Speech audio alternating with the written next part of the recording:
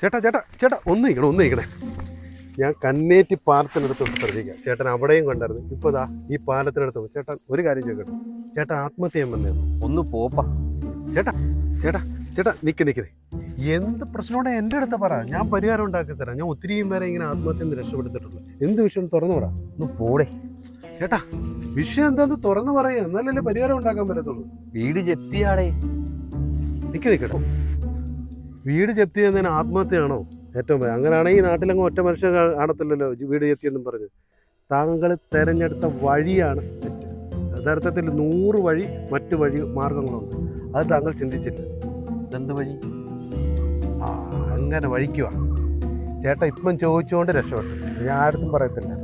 അതെ, ഇതിന് ഈ ആത്മഹത്യ ചെയ്യാതിരിക്കാനുള്ള കാര്യങ്ങളുള്ള 100 കൂട്ടം കാര്യങ്ങളുള്ള ബുക്ക് ഞാൻ എഴുതിയിട്ടുണ്ട്. ഒത്തിരിയും വരെ ഞാൻ ആത്മഹത്യ രക്ഷപ്പെട്ടു. ചേട്ടാ, ഇത് 100 രൂപ ചേട്ടൻ എടുക്കാം. ഒന്ന് പോടോ ചേട്ടാ, ഒന്ന് വായിക്കുക ചേട്ടാ. 90 രൂപയ്ക്ക് തരാം. ആത്മഹത്യയുള്ള മൂടും പോയല്ലോ ചേട്ടാ. ചേട്ടാ പോലെ ചേട്ടാ, 80 രൂപയ്ക്ക് തരാം. അല്ല, ആത്മഹത്യ ചെയ്യേണ്ടി വരും. ഒരെണ്ണമെങ്കിലും എടുക്കുക ചേട്ടാ.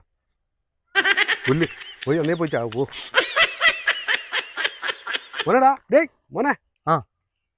മോനെ, ആത്മഹത്യ ചെയ്യാൻ വന്നേന്നോ? അല്ല, തൂറാൻ വന്നേ. മോനെ, ബുക്ക് വേണോ? ബുക്ക് വേണ്ട, കുപ്പിവെള്ളമുണ്ട്. മോനെ, 101 വഴികളുണ്ട്. തൂറാനുള്ള വഴികളാണോ? അതെനിക്കറിയാം. ഒന്ന് പോപ്പാ.